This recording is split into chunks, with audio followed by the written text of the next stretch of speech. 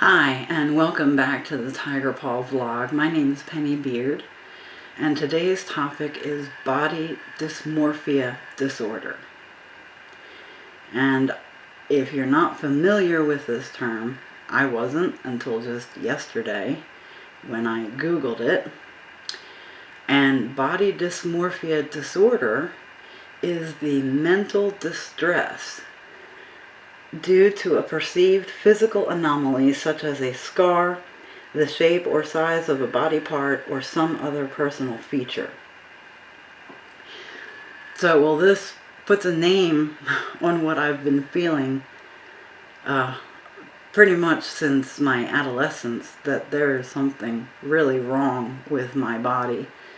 Not my total body, and it also explains why I wear this bandana to make the vlogs, because that uncomfortableness I have with my face being on camera, it has everything to do with believing that I am too ugly to be on camera.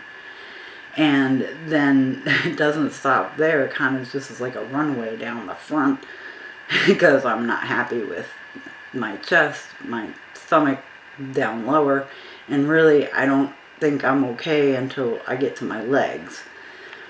So this distorted perception of my body has an origination in my childhood and in my adolescence, because of childhood sexual abuse.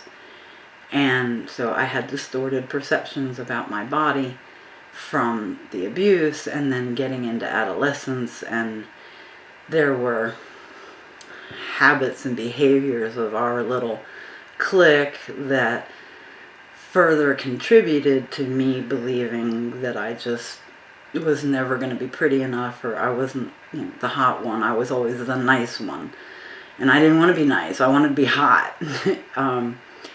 But so that distorted view of myself just continued into adulthood, and then with my husband's pornography use, it was a continuous message that my body wasn't good enough.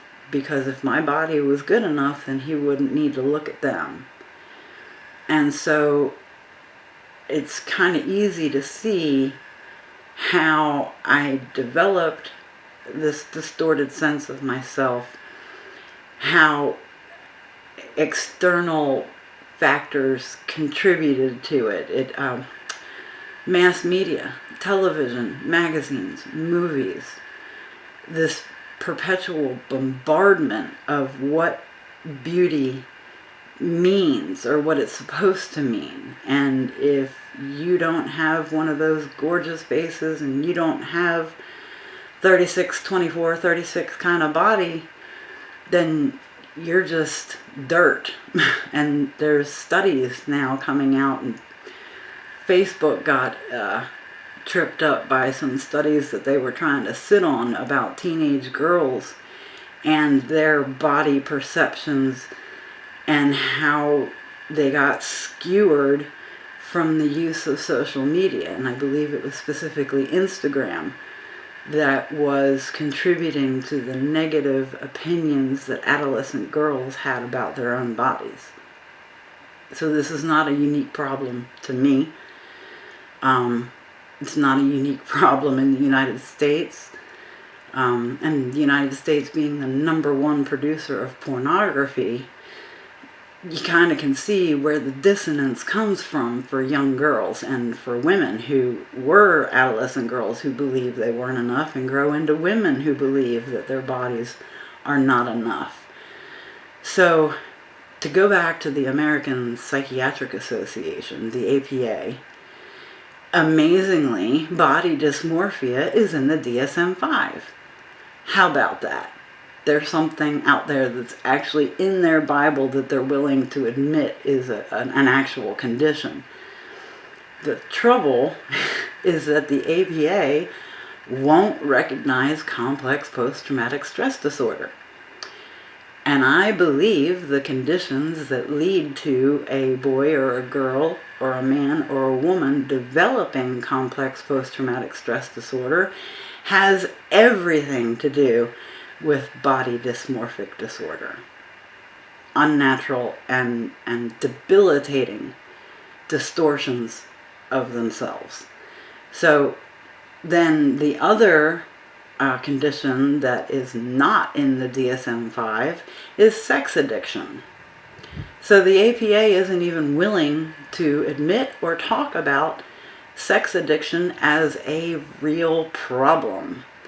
And the sex addiction can contribute to the spouse's or partner's body distortions, their body dysmorphia, because pornography presents this unrealistic view of what sexual hotness looks like in a body, or what type of body is sexually desirable.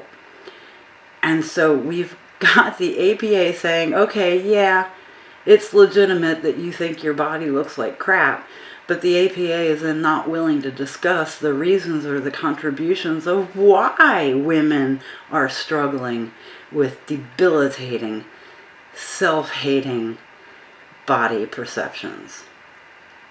So the solution that I understand to be most helpful is not to go to an APA-based model of therapy, because that means I'm just going to be sitting on a sit and spin. That's what you're doing. When you go to an APA-based model of therapy, you're getting on a sit and spin, and you're going to spin in circles for years while they prescribe you all kinds of pills to try and resolve a problem that's not originated in the mind, it originated in the body. And so the body has to be addressed first in order to begin to unravel the distorted perceptions of the body. And the best thing I can think of is the first line of defense in replacing the messaging that my body is not okay is by actually touching and affirming my body parts while I'm in the shower.